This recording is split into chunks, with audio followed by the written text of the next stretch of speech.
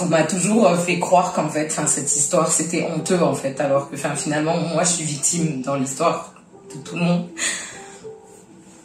Et en fait, quand on me demande vraiment ce que je ressens,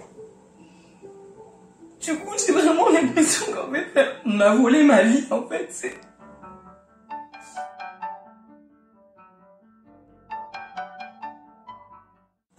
Je m'appelle Charlène Cazenave, j'ai 28 ans, je suis française, mes deux parents sont français, mais je n'ai pour autant aucun document d'identité. Donc pas de carte d'identité, pas de passeport, pas de carte vitale, rien qui puisse justifier mon identité. Et ça fait maintenant plus de 22 ans que je suis en procédure judiciaire pour essayer de sortir de cette situation, de ce problème.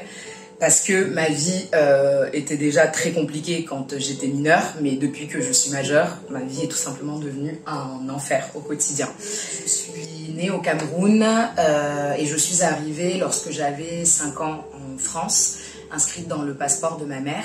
Et lorsqu'il a fallu fournir mon acte de naissance à la France pour pouvoir établir mon certificat de nationalité française, parce qu'il faut savoir que toute personne qui est née à l'étranger doit se faire établir un certificat de nationalité française pour pouvoir obtenir justement une carte d'identité et un passeport.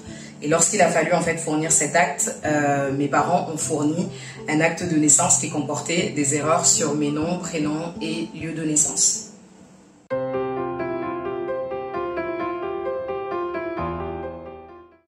Et depuis ce jour, on enchaîne procédure sur procédure. On a été même assisté par un avocat. On a été devant pas mal de juridictions pour justement essayer de rectifier ces erreurs. Et c'est seulement en 2017 que le tribunal de Bayonne a en fait prononcé un jugement qui a finalement rectifié toutes les erreurs matérielles et qui me permettait en fait de justement pouvoir maintenant obtenir ce certificat de nationalité puisque mon identité était parfaitement conforme et qu'il n'y avait plus d'erreur ni sur mes noms, ni sur mes prénoms, ni sur mon lieu de naissance. Alors depuis 2017, donc date à laquelle le tribunal de grande instance de Bayonne a établi en tout cas une conformité entre les différents documents d'état civil qui permettaient d'établir la nationalité française de mademoiselle Cazenave, il était quelque peu évident que le certificat de nationalité française lui serait délivré. Ce qui n'a pas été le cas, donc on a été confronté à un énième refus de délivrance de certificat de nationalité française qui allait permettre finalement la production des documents d'état civil français, le passeport, la carte d'identité. À l'heure actuelle, nous avons contesté donc ce refus-là devant le tribunal de grande instance de Bordeaux. Depuis 2018, donc, nous sommes en procédure devant ce tribunal-là. Le tribunal a été quand même assez bienveillant, n'a pas prononcé un jugement de refus, mais un jugement demandant au ministère public de vérifier l'authenticité de l'acte d'état civil camerounais auprès des autorités consulaires, auprès des autorités françaises au Cameroun. Donc depuis 2019, le juge demande au ministère public de demander à l'ambassade de France au Cameroun de vérifier si l'acte de naissance produit par Madame Cazenave pour lui établir donc son certificat, passeport est authentique. Nous n'avons pas de nouvelles. Renvoi sur renvoi, aucune vérification n'a été faite à l'heure actuelle. Nous avons bien entendu contacté l'ambassade qui nous dit non, on attend le ministère public. Le ministère public qui, depuis 2019 quand même, demande des renvois successifs. On ne sait pas où l'on va. Nous avons écrit au défenseur des droits qui a ouvert un dossier pour Madame Cazenave. Nous avons écrit au président de la République française. Nous avons en tout cas tenté de solliciter toutes les autorités administratives compétentes pouvant intervenir face à cette situation qui est quand même assez inédite. Car il s'agit Madame Cazenave est une personne de nationalité française. Elle est française en vertu de l'article 18 du Code civil. Toute personne née d'un Français est française à la naissance. Donc elle, son père est français, elle est française.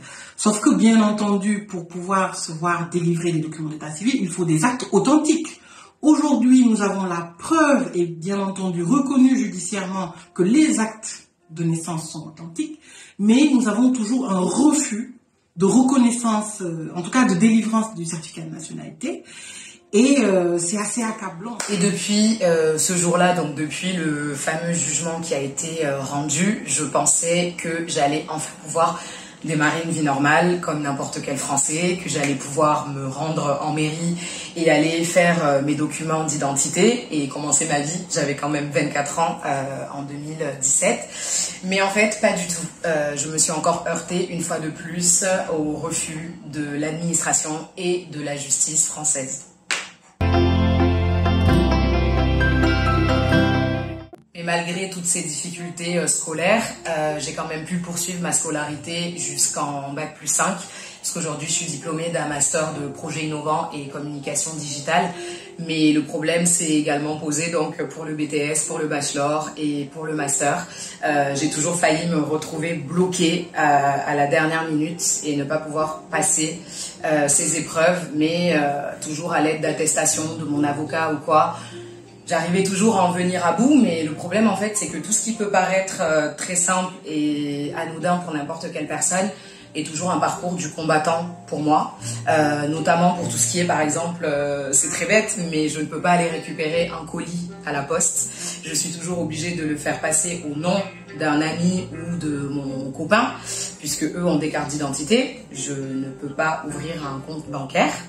Je ne peux pas passer mon permis alors que j'ai bientôt 28 ans, donc je devrais normalement avoir 10 années de permis, mais je ne peux pas passer mon permis. Et on sait très bien qu'aujourd'hui, le permis est devenu quelque chose d'absolument indispensable. Pour trouver du travail, on demande le permis. Pour tout simplement même être libre dans sa vie, c'est mieux d'avoir le permis. Et moi, je n'ai pas le droit puisque je n'ai pas de carte d'identité. Et en parlant d'emploi et de travail, il faut d'ailleurs savoir que je n'ai pas de numéro de sécurité sociale définitif, qui est pourtant quelque chose qui est, une des premières choses qui est demandée lorsque un patron souhaite nous embaucher. Il demande donc carte d'identité et numéro de sécurité sociale ou carte vitale.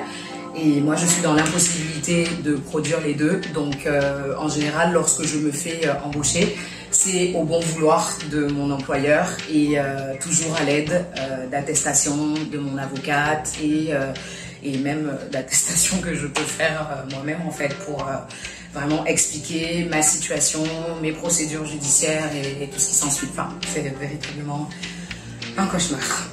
Et à 28 ans, mon forfait de téléphone est souscrit par une amie, puisque c'est toujours pareil, sans pièce d'identité, les opérateurs refusent tout simplement que j'ai une ligne à mon propre nom. Je ne peux pas non plus voyager, donc je ne peux pas quitter le territoire par voie aérienne, maritime. Et si je le fais par voie terrestre, c'est, on va dire, entre guillemets, pas mes risques et périls, parce qu'en soi, je ne risque rien à part juste me faire rapatrier de nouveau en France, mais je ne peux même pas juste me rendre par exemple en Espagne, pays qui est pourtant frontalier et juste à côté, je ne peux pas. Et je ne peux pas non plus voter. Enfin, voilà, en tant que citoyenne française, je ne peux pas voter.